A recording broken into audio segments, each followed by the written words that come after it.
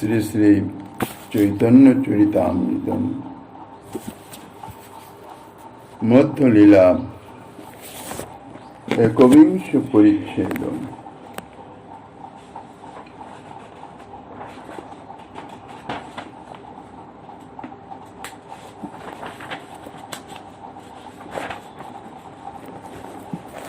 মাধুর্য ভগবত্তা সার ব্রজে কইল পরচার, তাহা সুখ ব্যাসের নন্দন স্থানে স্থানে ভাগবতে বর্ণিয়াছে জানাইতে, যাহা শুনি মাতে ভক্তগণ।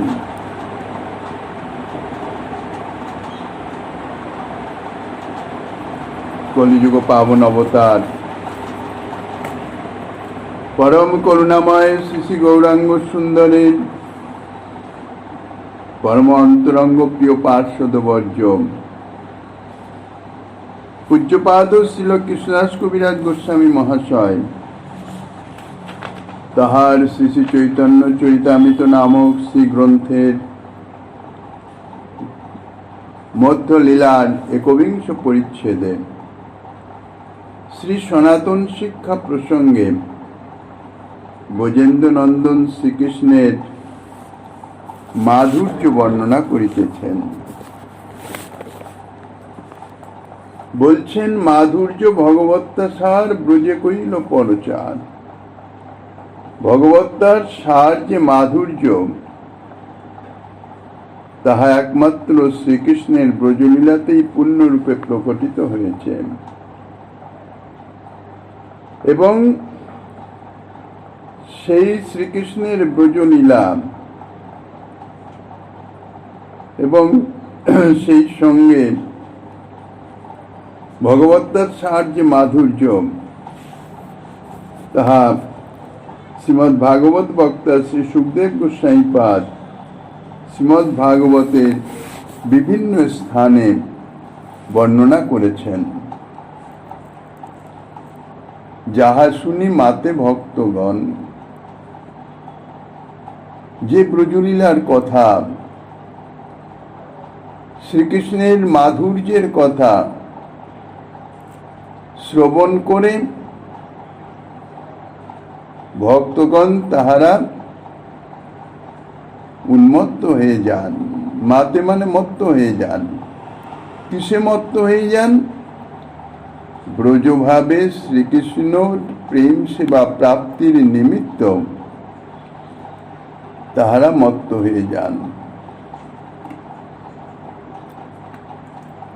শ্রীমদ্ ভাগবত কথা শ্রবণই হচ্ছে সর্বজীবের সর্বাবস্থায় পরম কর্তব্য।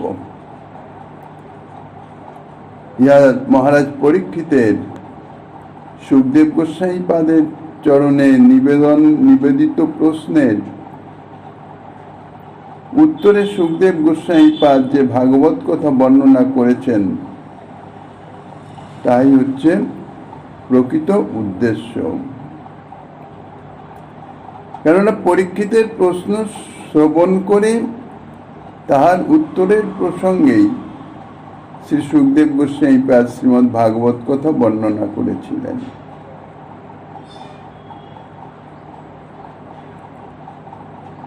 পরীক্ষিত মহারাজ ব্রহ্ম শাপগ্রস্ত হয়ে প্যারাপে বসনে গঙ্গা তীরে উপবিষ্ট হলেন। সমস্ত রাজর্ষি, মহর্ষি, দেবর্ষি, ব্রহ্মর্ষিগণ এবং অন্যান্য সকলে সেখানে উপস্থিত হলেন।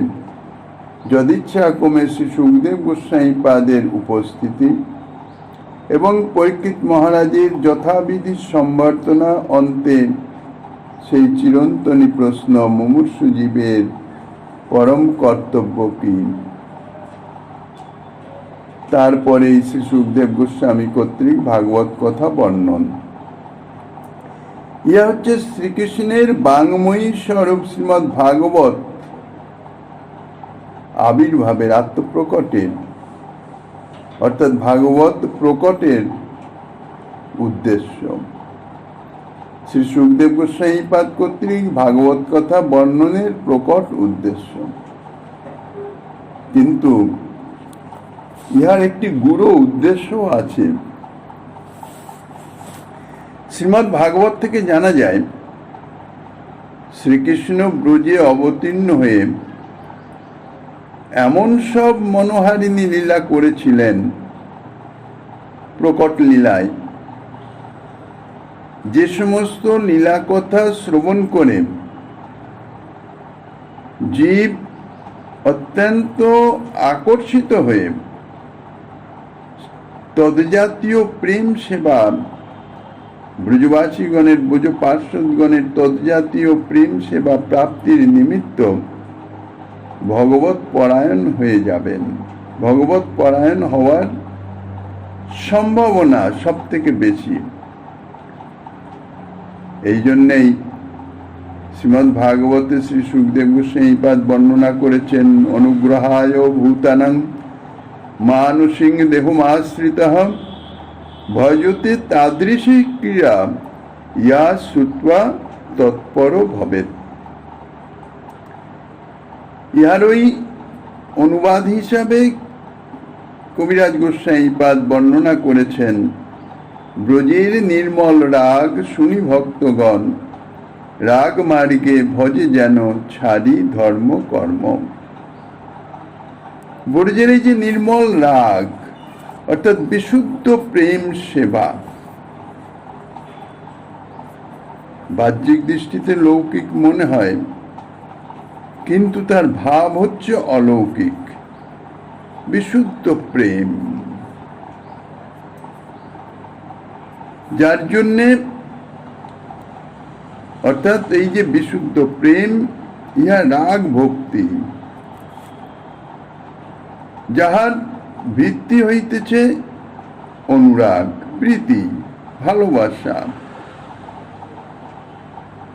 কোন শাস্ত্র বিধি নিষেধ ইত্যাদির উপর অপেক্ষমান নয়, যদিও ইহা শাস্ত্রবিধি লঙ্ঘনকারী নয়, কিন্তু এর মুখ্যত হচ্ছে ভাব, প্রীতিপূর্ণ ভাব, অন্তরের তীব্র অনুরাগ, নিঃস্বার্থ নির্মল অনুরাগ। কোন রকম সেখানে কামনা বাসনার কলুষতার লেশাভাসও নাই। ব্রজের ব্রজবাসীগণের, ব্রজ পার্শ্বদগণের দাস্য সখ্য বাৎসল্য মধুর চারি ভাবের যে প্রেম সেবা ব্রজেন্দ্র নন্দন শ্রীকৃষ্ণের প্রতি, সেই প্রেম সেবার তাহাই হচ্ছে লীলা। সে কথা শ্রবণ করে ভক্তগণ সমস্ত কিছু ত্যাগ করে সেইভাবে ভাবান্বিত হয়ে সেই প্রেম সেবা প্রাপ্তির নিমিত্ত ব্রজরাজ নন্দনের রাগ মার্গে অর্থাৎ অনুরাগের সহিত ভজনা করবেন। এই জন্যে রাগ মার্গে ভজে যেন ছাড়ি ধর্ম কর্ম। গীতার শেষে যে বলেছেন, সর্বধর্মান পরিত্যাজ্য মাম একং শরণং ব্রজ, সমস্ত ধর্ম পরিত্যাগ করে একমাত্র তাঁরই সেবা করতে বলেছেন। কিন্তু শ্রীকৃষ্ণ ব্রজে যে লীলা করেছেন অর্থাৎ প্রকট লীলাতে,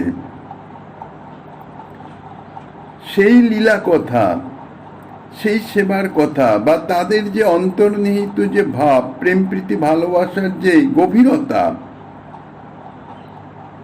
তাহা তো ব্রজ ব্যতীত বাইরের কেহ জানতে পারেন নাই। বাইরের লোক তাহা সাধারণত জানতেই পারেন নাই, কেননা তাহা এমন লৌকিক লোকবৎ লীলা, এমন সাধারণ ভাব বাহ্যিক দৃষ্টিতে, যে তাহার অন্তর্নিহিত যে গূঢ়তা, যে গভীরতা, তাহা অনুভব করা এক কথায় দুঃসাধ্য।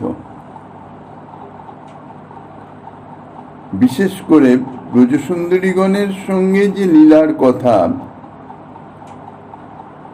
মধুর ভাবের যে লীলা কথা, ব্রজসুন্দরীগণ এবং শ্রীকৃষ্ণ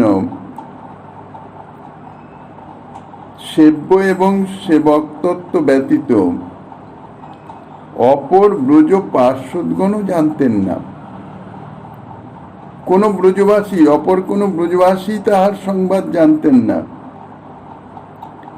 শুধুমাত্র শ্রীকৃষ্ণের যে প্রিয় নর্মসখাগণ, একদম অন্তরঙ্গ, যাহাদের মধ্যে সখ্যভাবের সঙ্গে কিছু মধুর ভাবেরও সংযোগ আছে, সংস্পর্শ আছে, তাহারা কিছু কিছু জানতেন। যেমন সুবল, মধুমঙ্গল, তাহারা। কিন্তু তাহারা তাহা কখনো কদাপি কোথাও প্রকাশ করতেন না, কেননা তাহা মর্যাদা লঙ্ঘনকারী হয়ে যেত।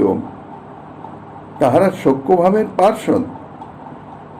যদিও প্রিয় নর্মতা শ্রীকৃষ্ণের, ব্রজেন্দ্রনন্দন শ্রীকৃষ্ণের প্রতি অত্যন্ত অন্তরঙ্গতা, প্রীতির বশত তাহাদের সখ্যভাবের সঙ্গে কিছু মধুর ভাবেরও মিশ্রণ আছে।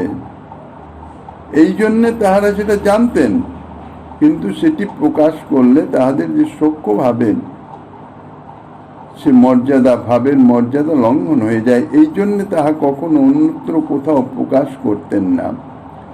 শুধুমাত্র লীলা পুষ্টির নিমিত্ত উপস্থিত ক্ষেত্রে, মানে উপস্থিত পরিবেশে যতটা সম্ভব, অর্থাৎ যতটুকু প্রকাশ প্রয়োজন ততটুকুই প্রকাশ করতেন। অর্থাৎ শ্রীমতী রাধারানীর প্রিয় সখীগণের সান্নিধ্যে, কিন্তু তাহাদের মুখ্য উদ্দেশ্য ছিল লীলা রস পুষ্টি, লীলার আরো উৎকর্ষতা বৃদ্ধি করবার জন্য।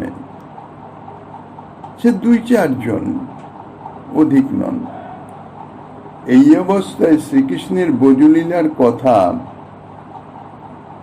লোকে কি করে শুনবেন, কি করে জানবেন? যে বলছেন ভজতে তাদৃশী ক্রীড়া ইয়া শ্রুত্বা তৎপর ভবেন, যা অন্য কেউ জানেনই না, তা তাঁরা বর্ণনা করবেন কি করে, আর অপরে তাহা শ্রবণই বা করবেন কি করে? শ্রবণ করতে গেলে তো কারো বর্ণন করতে হবে, বর্ণন করতে হলে তো সে সম্বন্ধে তাকে সম্যক অবগত হতে হবে, তা নইলে সে কি করে বর্ণনা করবেন? শুধু ঘটনাবলী বা ইতিহাস বর্ণনার মতন বর্ণনা করলে তো এই লীলার ভাব বর্ণিত হবে না, প্রকাশিত হবে না। ঘটনাবলীর বর্ণনা বা ঘটনাবলীর শ্রবণের মাধ্যমে সেই লীলার যে গূঢ় উদ্দেশ্য, অন্তর্নিহিত যে ভাব, তাহা তো অনুভবে আসবে না। আর যদি অনুভবে নাই আসে, তাহলে তো তার প্রতি কোনো আকর্ষণও আসবে না। তাহারা বিষয়মুগ্ধ, মায়ামুগ্ধ, তাহারা এই নিজের সসুখ ভোগ বাসনা, মায়িক সুখ বাসনা পরিত্যাগ করে যে ভগবত ভজন পরায়ণ হবে, তাহা কি করে সম্ভব? তাহা তো হবে না। তারা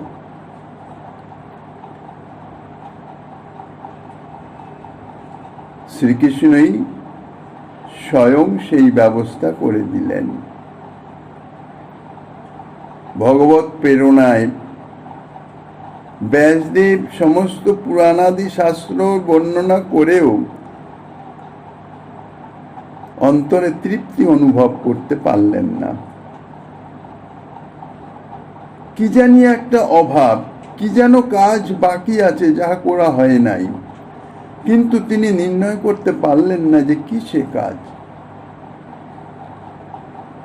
তাঁর যাহা করণীয় কর্তব্য, ভগবত লীলা কথা বর্ণন,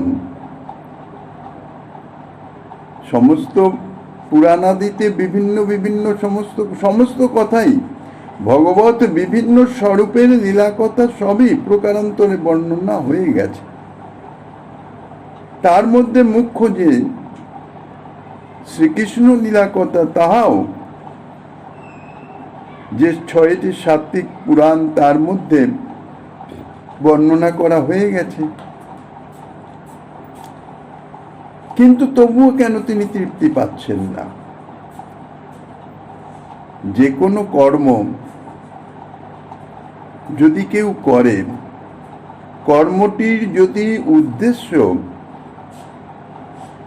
সিদ্ধ হয়, যথাযথ হয়, তাহলে কর্মকারীর অন্তরে একটা তৃপ্তি আসে যে না, ঠিক মতো হয়েছে, কাজটা হলো কিন্তু ঠিক ঠিক হয়নি, যেন কোথাও কিছু একটু কমতি রয়ে গেছে, সেক্ষেত্রে তৃপ্তি হয় না, তৃপ্তি আসে না। তা ব্যাসদেবেরও তাদৃশ অবস্থা, তিনি ঠিক তৃপ্তি পাচ্ছেন না, কিন্তু কোথায় যে কমতি, কিসে যে এই অতৃপ্তির মূল কারণ যে কি, তিনি তাহা কিছুতেই অনুধাবন করতে পারলেন না। ভগবত প্রেরণায় শ্রী নারদ ঋষি এসে উপস্থিত হলেন। ব্যাসদেবকে বিষণ্ণ দেখে তিনি জিজ্ঞাসা করলেন। ব্যাসদেব তার অন্তরের কথা বললেন। সমস্ত পুরাণাদি, এমনকি মহাভারত পর্যন্ত, যাহাকে পঞ্চম বেদ বলা হয়, সমস্ত শাস্ত্রের বলতে গেলে সার ও নির্যাস স্বরূপ, তাহাও রচনা করার পরে কেন জানি না অন্তরে ঠিক তৃপ্তি আসছে না, তৃপ্তি পাচ্ছি না, কি যেন একটা অভাব বোধ। নারদ ঋষি বিষয়টা খুলে বললেন, তুমি যথাযথভাবে শ্রীকৃষ্ণ লীলা বর্ণনা করো নাই। ব্যাসদেব বললেন যে না, আমি বর্ণনা করেছি। বিভিন্ন পুরাণের মধ্যে, বিশেষ করে সাত্বিক 6টি পুরাণের মধ্যে শ্রীকৃষ্ণ লীলা কথা আমি বর্ণনা করেছি। নারদ ঋষি তখন গুরু উদ্দেশ্য বললেন যে বর্ণনা করেছ ঠিকই, কিন্তু শ্রীকৃষ্ণ লীলার, বিশেষ করে ব্রজলীলার যে গুরু উদ্দেশ্য, যে ভাব, সেটি তোমার লীলা কথায় যথাযথ বর্ণিত হয় নাই। লীলা বর্ণিত হয়েছে ঠিকই, কিন্তু উদ্দেশ্য সম্বলিত, উদ্দেশ্যকে প্রকট করার মতন বর্ণনা তোমার হয় নাই। তাহলে কি হবে? বলে তুমি সেটা বর্ণনা করতে পারলেই তৃপ্তি হবে। বর্ণনা হবে কি করে? আগে তো নিজের চিত্তে তাহা প্রকাশিত হবে, তবেই তো তাহা লিপিবদ্ধ হবে। তখন নারদ ঋষি ব্যাসদেবকে চতুর্শ্লোকী ভাগবত, যাহা নারায়ণের থেকে ব্রহ্মা পেয়েছিলেন, ব্রহ্মার থেকে নারদ ঋষি পেয়েছিলেন, সেই চতুর্শ্লোকী ভগবত 4টি শ্লোক, তাহা ব্যাসদেবকে প্রদান করলেন এবং বললেন তুমি ইহার সাধনা করো। তাহার ফলে হবে কি, তোমার চিত্তে স্বয়ং প্রকটিত হবেন সেই বাংময় মূর্তি ব্রজেন্দ্র নন্দন শ্রীকৃষ্ণ স্বয়ং শ্রীমদ্ ভাগবত রূপে। ব্যাসদেব তাহাই করলেন। হৃদয়ে স্ফূর্তি প্রাপ্ত হল, তিনি শ্রীমদ্ ভাগবত লেখালেন। ভাগবত, শ্রীমদ্ ভাগবতের প্রকাশ হল, আবির্ভাব হল। আবির্ভাব তো হলো, কিন্তু এবার জগৎবাসীর নিকটে কি করে প্রকট হবেন, অর্থাৎ প্রচার হবে কি করে? এ তো অত্যন্ত অসাধারণ নিগুড় রস। ইহা জগৎবাসী কি করে পাবেন? পাত্র তো চাই। প্রবাদ আছে, সিংহিনীর দুধ যেমন তেমন পাত্রে সেটি ধারণ করা যায় না, স্বর্ণপাত্র চাই। তো এইরকম শ্রীমদ্ ভাগবত, যাহার অন্তরে কামনা বাসনার লেশাবাস, গন্ধাবাসও আছে, তাহাদের চিত্তে তো ধারণ হবে না। এই যে নির্মল যে রাগ, নির্মল যে প্রেম, নির্মল যে ভাব, বিশুদ্ধ ভাব যদি তাহাদের চিত্তে যায়, তাহলে তাহাদের অন্তরের যে কামনা কলুষতা এর সঙ্গে মিশ্রিত হয়ে এর শুদ্ধতা নষ্ট করে দিবে। তিনি আবার আরাধনা করলেন। ভগবত কৃপায় শ্রী ভগবানেরই নিত্য পরিষদ শ্রী সুখদেব গোস্বামী রূপে আবির্ভূত হলেন। পরমহংস শিরোমণি, যিনি এই জগৎ তো মায়াময়, মায়ামুগ্ধতা, একমাত্র মাতৃগর্ভে মায়ার প্রবেশ নাই। এই জন্যে জীব যতক্ষণ মাতৃগর্ভে থাকে ততক্ষণ মায়া তাকে বদ্ধ করতে পারে না, মায়ামুগ্ধতা থাকে না। তখন তার পূর্ব জন্মের যে স্মৃতি, যে কর্ম ইত্যাদি সম্বন্ধে শ্রবণ হয় এবং তাহার যে স্মৃতিতে জাগরিত হয় এবং তাহার যে কর্তব্য তাহা যে করে নাই সে সম্বন্ধে তার জ্ঞান আসে। ভগবত চরণে প্রার্থনা করেন, ক্রন্দন করেন, এবার প্রভু ভূমিষ্ঠ করে দাও, এবার পৃথিবীতে গিয়ে আমি শুধু তোমারই ভজন করব, কেননা সেখানে তো মায়া নাই, গর্ভে তো মায়া তাকে আচ্ছন্ন করে নাই। কিন্তু জন্ম হওয়া মাত্রই মহামায়া জ্ঞান হরিলয়। গর্ভে যে জ্ঞান, দিব্য জ্ঞান প্রকাশিত ছিল, মায়া যেই মাত্র ভূমিষ্ঠ হলো সঙ্গে সঙ্গে মায়া তার প্রভাব বিস্তার করে সে জ্ঞানটি লুপ্ত করে দেয়। আবার যথারীতি ভোগ বাসনা। সুখদেব গোস্বামী প্রভুপাদ এই জন্যে মাতৃগর্ভ থেকে বাইরে প্রকটই হতে চাচ্ছিলেন না। মায়া ধরবে আমাকে, মায়ার বড়ই প্রভাব। মম মায়া দূরত্বয়া বলেছেন স্বয়ং প্রভু। স্বয়ং প্রভু এসে আশ্বাস দেওয়ার পরেই সুখদেব গোস্বামীপাদ মাতৃগর্ভ থেকে যখন প্রকট হলেন মায়া মুক্ত। আর মায়াই যদি না থাকে তাইলে তার দেহের কোনো বন্ধন নাই, অর্থাৎ আমাদের যে স্ত্রী পুত্র পরিজন এগুলো দৈহিক বন্ধন, মায়ার বন্ধন, আর কিচ্ছু না।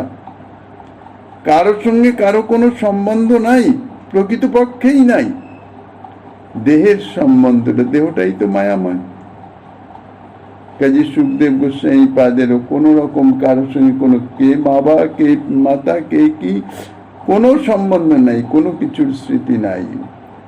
একমাত্র প্রভুর সঙ্গেই নিত্য সম্বন্ধ, প্রভুই স্মৃতিতে বিরাজমান। তিনি ভূমিষ্ঠ হয়েই প্রভুর আরাধনার জন্যে চলে গেলেন। ব্যাসদেব দেখলেন তো মহা মুশকিল, ব্যর্থ হয়ে গেল আমার। যে উদ্দেশ্যে সুখদেবের আবির্ভাব, সে উদ্দেশ্য তো সিদ্ধ হলো না। ভাগবত তাকে তার হৃদয়ে, অর্থাৎ সুখদেবের আধারে ভাগবতকে স্থাপন করব এবং তার মাধ্যমে জগৎবাসী প্রাপ্ত হবে। উপযুক্ত তো ভান্ডারী চাই, যে পরে বিতরণ করতে পারবে। ব্যাসদেব তো প্রকট করেছেন, ব্যাসদেব তো বিতরণ করার মতন নন, প্রচার করার সামর্থ্য তো তাঁর নাই। তখন তিনি ভগবত প্রেরণায় নিজ শিষ্য দ্বারা শ্রীকৃষ্ণের এই মধুরাতি মধুর লীলার দুটি শ্লোক এমনভাবে শিষ্যদের দ্বারা উচ্চারণ করালেন, গান করালেন। বাংময় স্বরূপ তো সঙ্গীতময়, যাহা ব্রহ্ম ধ্যানে মগ্ন, সমাধি মগ্ন সুখদেবের চিত্তকে সেই ধ্যান ভঙ্গ করে আকর্ষণ করে চেতনা ফিরিয়ে নিয়ে এলো। তাহলে শ্রীকৃষ্ণের লীলা কথা, শ্রীকৃষ্ণের যে করুণার কথা, কৃপার কথা, ভক্তবাৎসল্যের কথা, কি জাতীয় তীব্র আকর্ষণময়, কি জাতীয় শক্তি, অলৌকিক শক্তি, যে সুখদেব গোস্বামীপাদ যিনি সমাধিমগ্ন ব্রহ্মানন্দে লীন হয়ে আছেন, সেখান থেকে তাকে আকর্ষণ করে চৈতন্য সম্পাদন করলেন, আকৃষ্ট হলেন। যা বলেছেন আত্মারাম মুনিগণ শ্রীকৃষ্ণ লীলার মাধুর্যে আকর্ষিত হয়ে তাহাদের সেই ব্রহ্মধ্যান ব্রহ্মজ্ঞান সমস্ত দূরে বিসর্জন করে শ্রীকৃষ্ণ ভজনের জন্য তৎপর হয়ে যান। ব্রজভাবের ভজনের উত্তম পাত্র বা আধারিতই ব্রহ্মজ্ঞ ব্যক্তিগণ, যাদের অর্থাৎ মায়ামুক্ত, যাদের কোনো রকম মায়ার গন্ধ লেশাবাস নাই, শশুক ভোগ বাসনার লেশাবাস নাই। সুখদেব গোস্বামী পাদ আকর্ষিত হয়ে ব্যাসদেবের কাছে এসে পৌঁছালেন। দেখলেন যে আমারই তো লৌকিক লীলার পিতৃদেব। ব্যাসদেবের নিকট থেকে সুখদেব গোস্বামী পাদ শ্রীমদ্ ভাগবত প্রাপ্ত হলেন, অধ্যয়ন করলেন। তারপর তাহাই মহারাজ পরীক্ষিতের এই যে সভায় তাহা পরিবেশন করলেন, বর্ণনা করলেন। সবাই উপস্থিত ছিলেন কারা? রাজর্ষি, মহর্ষি, দেবর্ষি, ব্রহ্মর্ষি এবং শ্রীমদ্ ভাগবতের মুখ্য শ্রোতা শ্রবণাঙ্গ ভক্তির আচার্য মহারাজ পরীক্ষিত, যিনি প্রাপ্রবেশনে উপবিষ্ট, অন্ন জল সমস্ত ত্যাগ করে, মানে লৌকিক ক্রিয়া আদি সমস্ত ত্যাগ করে নিরবিচ্ছিন্ন ভাবে গঙ্গা ধারাবৎ শ্রীমদ্ ভাগবত কথা শ্রবণ করেছেন এবং সেই সঙ্গে সমস্ত রাজর্ষি, মহর্ষি, দেবর্ষি, ব্রহ্মর্ষি এবং অন্যান্য তাদৃশ সমস্ত ভক্তগণ সেই সবাই তা বর্ণনা করলেন। আর সুখদেব গোস্বামী পাদের বর্ণনা এ তো যেমন তেমন না, এটা তো কোনো পাণ্ডিত্যের বর্ণনা নয়। কেননা পাণ্ডিত্যের দ্বারা, শাস্ত্র জ্ঞানের দ্বারা এই রসের লেশাভাস অনুভব আসবে না। আর যদি অনুভবই না আসে তাইলে তিনি তাহা প্রকাশই করতে পারবেন না, আর অপরে তাহার অনুধাবন অনুসরণ কি করে করবেন? সুখদেব গোস্বামী পাদের মতন পরমহংস শিরোমণি তিনি বর্ণনা করেছেন শ্রবণ অর্থাৎ শ্রোতায় রাজর্ষি, মহর্ষি, সব ঋষিবৃন্দ তাদৃশ আধার অর্থাৎ পাত্র। এই সকল ঋষিবর্গ এবং তাদের শিষ্য পরম্পরা দ্বারাই শ্রীমদ্ ভাগবত কথা জগতে ব্যক্ত হয়ে গেল এবং তাহারা সেই ভাগবত অনুশীলন করে, ভাগবত অনুভব করে অপরোক্ষ অনুভূতির মাধ্যমে তাহা সাধারণ লোকের নিকটেও পৌঁছে দিলেন এবং সাধারণ জগৎবাসী সেই লীলাকথা শ্রবণের সৌভাগ্য লাভ করল এবং তাদের পক্ষে তাহা অবগত হওয়ার সুযোগ হল। এইভাবে জগতে শ্রী ভগবানের লীলার কথা প্রচারই হচ্ছে সুখদেব গোস্বামী দ্বারা এই পরীক্ষিত মহারাজের সভাতে ভাগবত কথা প্রচারের গূঢ় উদ্দেশ্য। আর এই উদ্দেশ্য সিদ্ধির জন্যেই অবশ্যই মহারাজ পরীক্ষিতের শ্রীকৃষ্ণের স্বচরণান্তিকে নেওয়ার জন্যও, মহারাজ পরীক্ষিত বিশেষ ভক্ত শ্রীকৃষ্ণের, যিনি গর্ভে এবং জন্মলগ্নে প্রভুর সাক্ষাৎকার পেয়েছেন। নইলে মহারাজ পরীক্ষিতের মতন এতাদৃশ ভক্ত পাণ্ডব বংশধর, তার দ্বারা কি এই জাতীয় ঋষির অমর্যাদা করা কখনো সম্ভব? কখনোই সম্ভব নয়। ইহা প্রভুরই ইচ্ছা। কোন ভক্তের দ্বারা কোন রকম যদি এই রকম শাস্ত্র বিগহিত আচরণ কখনো প্রকাশ পায়, তাহলে বুঝতে হবে যে ইহার মাধ্যম দিয়ে নিশ্চয়ই শ্রী ভগবান কোনো গূঢ় উদ্দেশ্য সিদ্ধি করে দিচ্ছেন। ইহাতে ভক্তের কোনো কর্তৃত্ব নাই। লৌকিক দৃষ্টিতে দেখা যাচ্ছে মহারাজ পরীক্ষিত মৃত স্বল্প গলায় দিয়ে গেলেন। সাধারণভাবেও যদি বিচার করা যায়, জগতিক যদি যুক্তিতেও যদি বিচার করা যায়, মহারাজ পরীক্ষিত এসেছেন পিপাসার্ত হয়ে, ক্ষুধার্ত, পিপাসার্ত, শ্রান্ত, ক্লান্ত, ঠিক আছে, তিনি জল প্রার্থনা করলেন, তার ক্রোধের সৃষ্টি হতে পারে, কিন্তু ক্রোধের সৃষ্টি হয়ে তিনি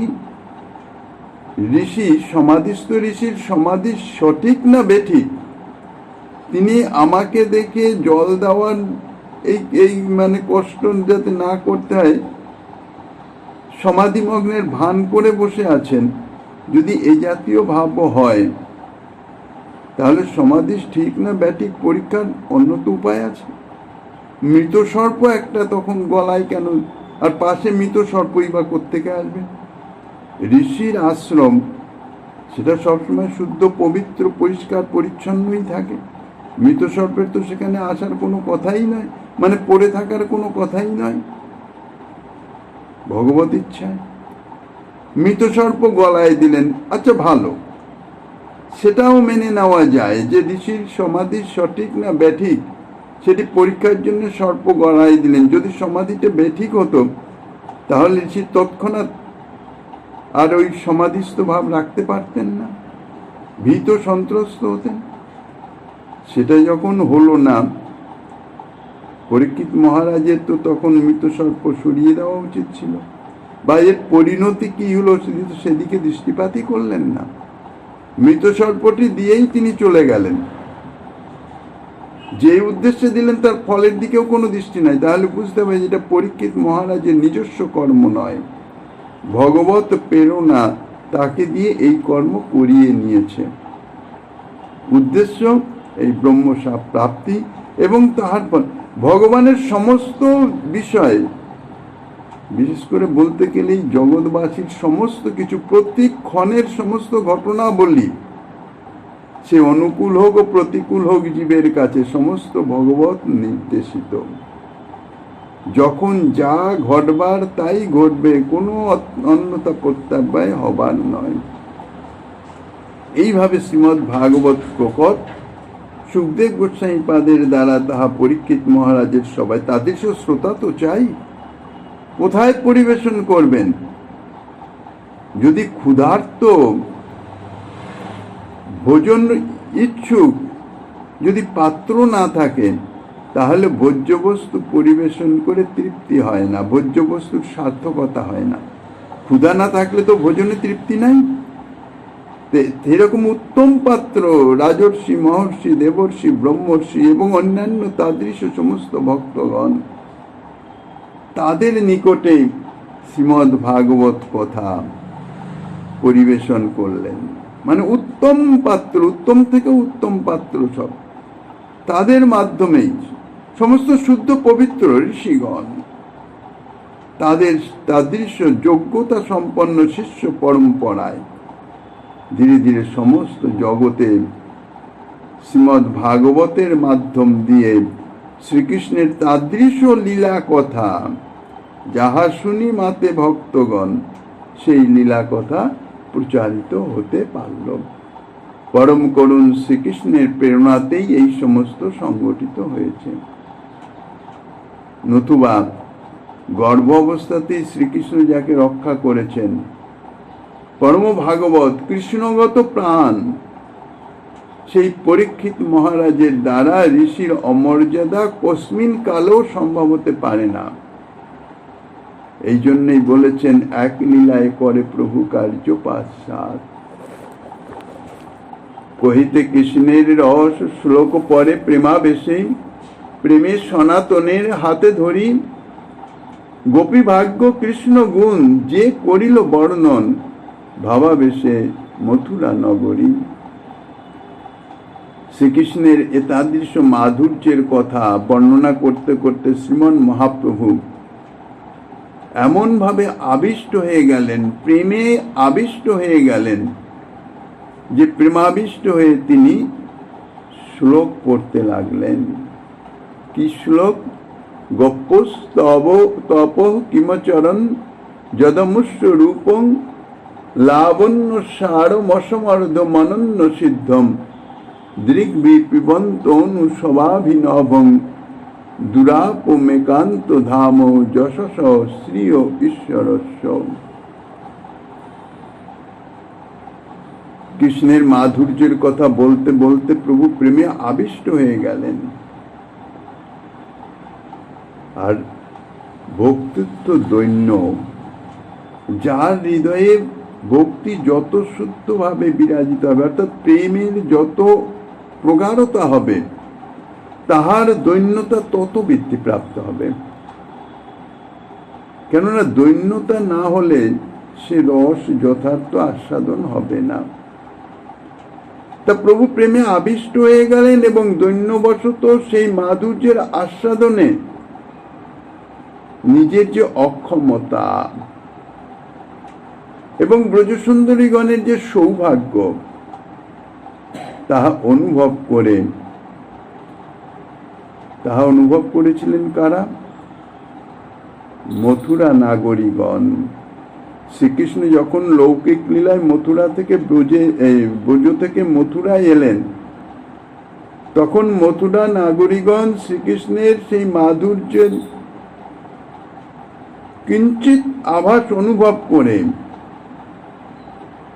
সেই মাধুর্য আস্বাদনে তাদের যে অক্ষমতা তাহা অনুভব করে, আর ব্রজসুন্দরীগণ যে সেই মাধুর্য আস্বাদন করেছেন তাদের সৌভাগ্য অনুভব করে তাঁরা যে কথা বলেছিলেন সেই শ্রীকৃষ্ণের গুণ শ্রীমদ্ ভাগবতে বর্ণিত সেই শ্লোক প্রভু উচ্চারণ করলেন। সেইভাবে আবিষ্ট হয়ে গোপী ভাগ্য কৃষ্ণ গুণ যে করিল বর্ণন ভাবাবেশে মথুরা নাগরিকগণ ভাবাবেশে ব্রজসুন্দরীগণের যে সৌভাগ্য, শ্রীকৃষ্ণের যে পরম মধুর অনন্ত মাধুর্য যা বর্ণনা করেছিলেন এবং ব্রজসুন্দরীগণ যাহা আস্বাদন করতে সক্ষম হয়েছিলেন, তাহাদের যে তাদৃশ যোগ্যতা তাহা বর্ণনা এবং সেই সঙ্গে নিজেদের যে অসমর্থতা অনুভব হলে তবেই তো দৈন্যতার প্রকাশ হয়। অভিমানের লেশাভেশও থাকে না।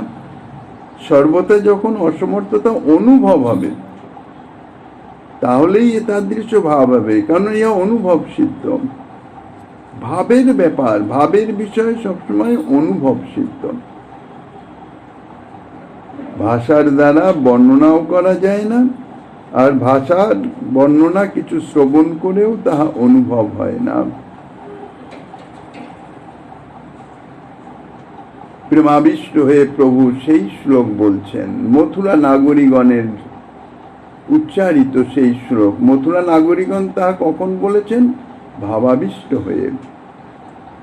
কংসবধ করবার জন্য শ্রীকৃষ্ণ যখন মথুরায় গমন করেন, রাজপথ দিয়ে যখন চলছেন, তখন তাহার রূপমাধুর্য দর্শন করে মথুরা নাগরিকগণ যাহা বলেছিলেন তাহাই এই শ্লোকে বর্ণিত হয়েছে। রাজপথ দিয়ে সখাগণ সঙ্গে কৃষ্ণ বলদেব চন্দ্র চলছেন, তখনো পর্যন্ত তো তানার ক্ষত্রিয় বেশ আসে নাই। তিনি তো ব্রজেন্দ্র নন্দন হিসাবেই অক্রুর মহারাজ তাহাকে সেই সাজে সজ্জিত হয়ে তিনি চলে এসেছেন মথুরা নগরীতে। গোপবেশ বেণুকর নবকিশোর নটবর স্বরূপ। ব্রজেন্দ্র নন্দনের যে সেই স্বরূপ, সেই যে বেশের একটা বিশেষ গুরুত্ব আছে, বেশের একটা বিশেষ মর্যাদা আছে। যে কোনো বেশেরই তার একটা প্রভাব আছে। তো সেই ব্রজেন্দ্র নন্দন বেশ, সেই বেশে মথুরার রাজপথে দিয়ে যখন তিনি মথুরায় প্রবেশ করছেন সখাগণ সঙ্গে, অট্টালিকার উপর থেকে মথুরা নাগরিকগণ সেই রূপমাধুর্য দর্শন করে ব্রজসুন্দরীগণ যেভাবে তাহা আস্বাদন করতে পেরেছেন, তাহাদের সে সামর্থ্য নাই, সে যোগ্যতা নাই, সে ভাব অনুভব করবারই যোগ্যতা নাই। সেটি অনুভব করে তাই এই শ্লোকের মাধ্যমে অন্তরের যে অসমর্থতা তাহা প্রকাশ করেছেন। শ্রীকৃষ্ণের এইরূপ এমন অপরূপ রূপ আস্বাদন করবার সৌভাগ্য যোগ্যতা তো আমাদের নাই। একমাত্র ব্রজসুন্দরীগণ আস্বাদন করে তাহাদের জন্মজীবন সার্থক করিতেছে। তাহাদের এই জাতীয় সৌভাগ্য হল কি করে? নিশ্চয়ই পূর্বজন্মে তাহারা কোনো নিগুড় তপস্যা করেছিলেন, যার ফলে তাহারা এই জন্মে এই গোপীদেহ প্রাপ্ত হয়ে এই সৌভাগ্য ব্রজেন্দ্র নন্দনের এ জাতীয় পরম মাধুর্য আস্বাদনের সৌভাগ্য যোগ্যতা লাভ করেছেন। মথুরা নাগরিকগণের অত্যন্ত হতাশ এবং কাতরভাবে দৈন্যভাবে তাহাদের উক্তি, যদি আমরা সেই তপস্যার কথা জানতে পারতাম, ব্রজসুন্দরীগণ পূর্বজন্মে কি তপস্যা করেছেন যার ফলে তাহারা শ্রীকৃষ্ণ মাধুর্য সম্যক আস্বাদনের যোগ্যতা এবং সৌভাগ্য উভয়ই লাভ করেছেন, আমরা যদি সেই তপস্যার কথা জানতে পারতাম তাহলে আমরাও তাহার অনুষ্ঠান করে সে সৌভাগ্য প্রাপ্তির জন্য চেষ্টা করতাম। শ্রীমদ্ ভাগবতের এই শ্লোকের ব্যাখ্যা মাধুরী দৈন্যভাবে শ্রীমন মহাপ্রভু নিজেই করতে শুরু করেছেন, নিজেই করলেন। তাহাই কবিরাজ গোস্বামী পাদ ত্রিপদী ছন্দে বর্ণনা করেছেন। তারুণ্যামৃত পারাবার তরঙ্গ লাবণ্য সার, তাতে সে আবর্ত ভাবোদ্গম, বংশীধ্বনি চক্রবাত, নারীর মন তৃণপাত, তাহা ডুবায় না হয় উদ্গম। গপ্পস তপ কিমচরণ ইত্যাদি শ্লোকের অর্থ করিতেছেন। তারুণ্যামৃত পারাবারাদি দ্বারা শ্লোকের লাবণ্যসার শব্দের অর্থ করে শ্রীকৃষ্ণ রূপের মহিমা বর্ণনা করিতেছেন প্রভু। তারুণ্য অর্থাৎ তরুণতা, নব যৌবনোচিত মাধুর্যাদি অর্থাৎ কৈশোর এবং যৌবনের ঠিক মধ্যবর্তী স্থান, কৈশোর পরিপক্ক হয়ে যৌবনে পদার্পণ হবে, এই জন্য সেই অবস্থা হচ্ছে নব যৌবন। সেই তারুণ্য নবযৌবনোচিত যে সেই তরুণতা, যে মাধুর্য আদির প্রকাশ, তারুণ্যামৃত পারাবার, পারাবার অর্থ সমুদ্র, নবযৌবনোচিত মাধুর্যাদি রূপ যে অমৃত, সেই অমৃতের সমুদ্র স্বরূপই হচ্ছে শ্রীকৃষ্ণ রূপ। সমুদ্রের জলের যেমন কোনো ইয়ত্তা নেই, শেষ নাই, অনন্ত তার বিস্তৃতি, অনন্ত তার গভীরতা, ঠিক সেই রকম শ্রীকৃষ্ণের নবযৌবনোচিত মাধুর্যাদিরও কোনো ইয়ত্তা নাই। এখানে তারুণ্যামৃত, তারুণ্যরূপ অমৃত, অমৃত বলছেন কেন? সমুদ্রে তো জলই থাকে, অমৃতের সমুদ্র তো নয়। সমুদ্রের সাধারণ যে জল থাকে, সাধারণত দেখা যায় সমস্ত সমুদ্রের জলই হচ্ছে লবণাক্ত। লবণাক্ত সমুদ্রের জল আস্বাদনীয় নয়, তা পান করা যায় না, পান করে পিপাসা নিবৃত্তি হয় না, তাহা বিস্বাদ।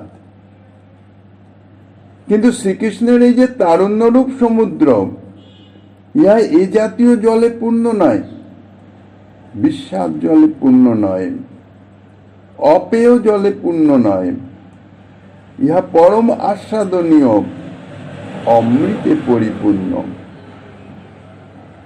অমৃত তো অত্যন্ত সুস্বাদু, মানে পরম আস্বাদনীয়, যার জন্য নামই হচ্ছে অমৃত। সেই অমৃত পানে তাহার মৃত্যু দূরীভূত হয়ে যায়, এই জন্যই নাম হচ্ছে অমৃত। যাহারাই অমৃত পান করবেন তাহারা কস্মিন কালেও মৃত হবেন না। অমৃত পানে জীব অমর হয়, শুধু অমর হয় তা নয়, অমৃতের এমনই প্রভাব তাহাতে দেহের সৌন্দর্য, লাবণ্য, কান্তি, সামর্থ্য সমস্ত কিছু বৃদ্ধি প্রাপ্ত হয়। শ্রীকৃষ্ণের রূপ মাধুর্য পান করা তো দূরে থাকুক, যাহারা এই রূপসুধার বিষয়ে চিন্তা করেন, একটু ভাবনা করেন,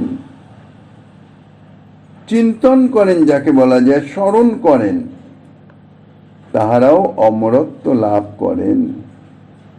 তাহারাও নিত্য দেহ লাভ করে নিত্য সৌন্দর্য, নিত্য লাবণ্য, নিত্য কান্তি, নিত্য নিরবিচ্ছিন্ন শ্রীকৃষ্ণ সেবায় রত হয়ে নিরবিচ্ছিন্ন আনন্দ লাভ করতে সমর্থ হন। সেই রূপ মাধুর্য, তারুণ্যামৃত পারাবার, সেই তারুণ্যামৃত পারাবার বলছেন তরঙ্গ লাবণ্য সার। সমুদ্রে তো তরঙ্গ থাকে, তো সমুদ্র কখনো নিস্তরঙ্গ নয়, সদা সর্বদাই তরঙ্গ চলছে। তো এখন তারুণ্যামৃত পারাবার,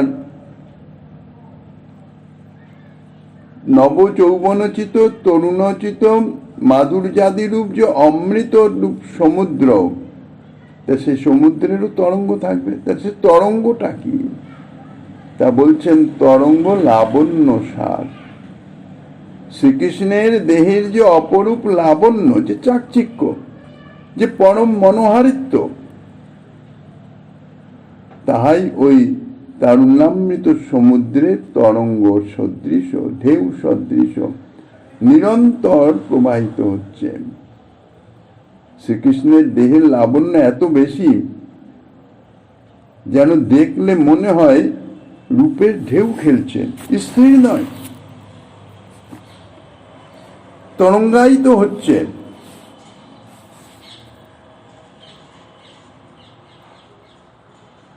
তরঙ্গ লাবণ্য সার,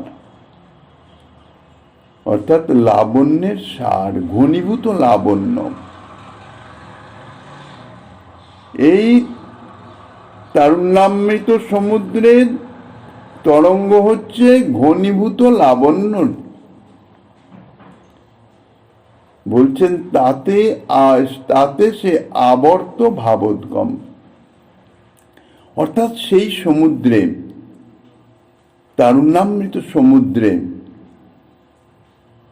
যার তরঙ্গ হচ্ছে ঘনীভূত লাবণ্য, তাদের যে আবর্ত অর্থাৎ জলের যে পাক, সমুদ্রে বা নদীতে এক স্থানে নানা দিক থেকে স্রোত এসে যখন মিলিত হয়, তখন সেখানে একটা পাকের সৃষ্টি হয়, একটা আবর্তের সৃষ্টি হয়, ঘূর্ণিপাক যাকে বলে। সেই স্থানে জলটি ঘুরতে থাকে এবং ঘুরতে ঘুরতে একটা গর্তের মতন আকার হয়ে যায়। আর ওই গর্তের মতো আকারের মধ্যে চারিদিক থেকে জল আসতেছে, এসে ওই দ্রুত বেগে নিম্নগামী হয়ে চলে যায়, অর্থাৎ ভিতরে চলে যায়। এই আবর্তে যদি কোনোভাবে কোনো জিনিস পতিত হয়, তাহলে সে কোনো দিকে যেতে পারে না, এক স্থানে ঘুরতে ঘুরতে একদম নিচের দিকে, অতলের দিকে চলে যায়, নিম্নগামী হয়ে যায়। তা বলছেন তাতে সে আবর্ত ভাবোদ্গম। আবর্ত হচ্ছে ভাবের উদ্গম। ভাব মৃদু হাস্য, কটাক্ষ, ভ্রূনর্তন আদি ব্রজেন্দ্রনন্দন শ্রীকৃষ্ণের এইগুলি হচ্ছে ভাব। এইগুলির যে উদ্গম বা প্রকাশ, তাহাই হচ্ছে আবর্ত স্বরূপ। আবর্ত স্বরূপ মানে তার মধ্যে পড়লে, অর্থাৎ তাহার সঙ্গে সংযোগ হলে আর অন্য কোনো দিকে যাওয়ার উপায় নাই। শ্রীকৃষ্ণের মৃদুহাস্য, কটাক্ষ, ভ্রূনর্তনাদি ইহা চিত্ত উন্মাদনকারী। একবার যদি এর সঙ্গে সংযোগ হয়, অর্থাৎ একবার যদি দর্শন হয়ে যায়, তাহলে চিত্তকে এমনভাবে উন্মাদিত করে দেবে, সেই ভাবসমূহ ওই সমুদ্রের আবর্তের মতন পাকের স্বরূপ। তার মধ্যে পতিত হলে আর সেখান থেকে অন্যত্র যাওয়ার কোনো সামর্থ্য নাই, একদম গভীরে নিয়ে যাবে। তারপরে বলছেন বংশীধ্বনি চক্রবাত। সেই সঙ্গে সঙ্গে এই যে ঘূর্ণাবর্ত যাকে বলে, নদীতেও দেখা যায়, সমুদ্রে তো আছেই। যেখানে বড় বড় জাহাজ যদি সেই মধ্যে এসে যায় তাহলে তাকে একদম সোজা সমুদ্রের অতল তলে পৌঁছে দেবে। তো এই সমস্ত আবর্ত, এর যে বেগ আরো বৃদ্ধি পায় কিসে? ঘূর্ণিবায়ুতে, যাহাকে বলা হয় চক্রবাত। এখানে চক্রবাতটা কি, ঘূর্ণিবায়ুটা কি? বংশীধ্বনি। শ্রীকৃষ্ণের বদন কমলের মৃদু হাস্য, নয়নের কটাক্ষ, ভ্রূনর্তনাদি, এর সঙ্গে সঙ্গে অধরে উপস্থিত যে বংশী, সে বংশীর ধ্বনি হচ্ছে তাদৃশ ঘূর্ণিবায়ু, প্রবল বেগ, যাকে চক্রবাত বলা হয়েছে। চক্রাকার বায়ু, ঘূর্ণিবায়ু সে ঘুরতে ঘুরতে ঘুরতে ঘুরতে চলে তীব্র বেগে, অর্থাৎ তার মধ্যে যা কিছু পড়বে, মধ্যে মধ্যে দেখা যায় ঘূর্ণিবায়ু, তৃণগুল্ম ইত্যাদি ধুলো বালি কণা যাই পড়ে তা ওই ঘুরতে ঘুরতে ঘুরতে ঘুরতে উপরের দিকে উঠে যায়, ইহা বলে চক্রবাত। তো এর স্থলে চক্রবাত হচ্ছে শ্রীকৃষ্ণের বংশীধ্বনি। খুব গরমের সময় এই রকমের চক্রবাতের উৎপত্তি হয়। প্রখর উত্তাপে কোন স্থানের বায়ু যখনই গরম হচ্ছে, গরম হলে বায়ু হালকা হয়ে যায়, আর হালকা হলে সবসময় উপরের দিকে উঠবে। যখন উপরে উত্থিত হতে থাকে, বায়ুহীন তো কোনো স্থান হতে পারে না, তখন এখানকার বায়ু ঊর্ধ্ব দিকে উঠে গেল, সঙ্গে সঙ্গে চতুষ্পার্শ্ব থেকে সেই স্থান পূরণের নিমিত্ত বায়ু প্রবল বেগে এসে উপস্থিত হয়। তার ফলে কি হয়? সে স্থানে একটা ঘূর্ণির সৃষ্টি হয়ে যায়। কিন্তু সে স্থানটা প্রচন্ড উত্তপ্ত, সেখানে এসে পৌঁছানো মাত্রই সেখানকার বায়ু উত্তপ্ত হয়ে সে উপরে উঠে যায়, আবার পাশের থেকে সঙ্গে সঙ্গে বায়ু আসে। এই যে প্রবাহ, এই প্রবাহের ফলেই ঘূর্ণিবায়ুর সৃষ্টি হয়ে যায়। একটা ঊর্ধ্বগামী ঘূর্ণিপাকের সৃষ্টি হয়। সেই স্থানে তৃণকূটাদি যা কিছু থাকে ওই ঘূর্ণিবায়ুর শক্তিতে বেগে উপর দিকে উঠে যায়। যেমন ঘূর্ণাবর্তে, জলের ঘূর্ণাবর্তে তীব্র বেগে নিম্নমুখী হয়ে যায়, তেমনি বায়ুর ঘূর্তা বেগে তীব্র বেগে ঊর্ধ্বমুখী হয়ে যায়। শ্রীকৃষ্ণের এই বংশীর ধ্বনিকে চক্রবাতের সঙ্গে তুলনা দিয়েছেন। আর এই চক্রবাতে কি থাকে? শুকনো তৃণ, কঙ্করাদি, এই সমস্তই, ধূলিকণা, এই সমস্তই তো থাকে। তা বলছেন নারীর মন তৃণপাত। চক্রবাতে পতিত তৃণ হচ্ছে নারীর মন। নারীর মনকে চক্রবাতে পতিত তৃণের সঙ্গে তুলনা করেছেন, যার নিজের কোনো সামর্থ্য, অর্থাৎ আত্মরক্ষা করবার বিন্দুমাত্র কোনো সামর্থ্য নাই। ঘূর্ণিবায়ুতে পড়লে ঘূর্ণিবায়ুর প্রভাবে সে যে কোথায় তুলে নিয়ে যাবে তাকে বাধা দেওয়ার কোনো সামর্থ্য তৃণের পক্ষে নাই।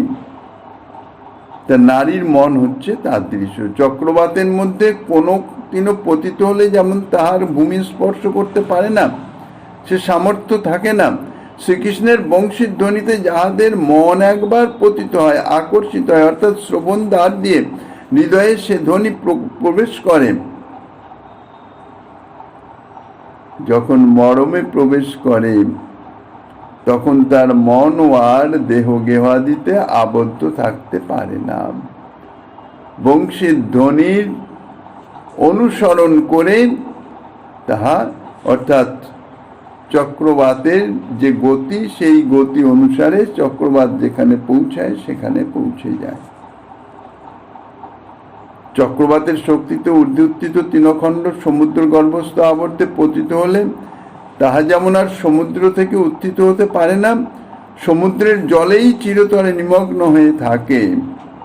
শ্রীকৃষ্ণের বংশীর ধ্বনিরূপ চক্রবাতের শক্তিতে যে রমণীর মনরূপ তৃণ দেহ গেহাদি ত্যাগ করে শ্রীকৃষ্ণের তারুণ্যামৃত রূপ সমুদ্রের হাব ভাব কটাক্ষ আদিতে তাদৃশ আবর্তে পতিত হয়ে যায়, তার মন আর কস্মিন কালেও দেহ গৃহাদিতে ফিরে আসতে পারে না, চিরতরেই ওই তারুণামৃত সমুদ্রে নিমজ্জিত থাকে, ডুবে থাকে।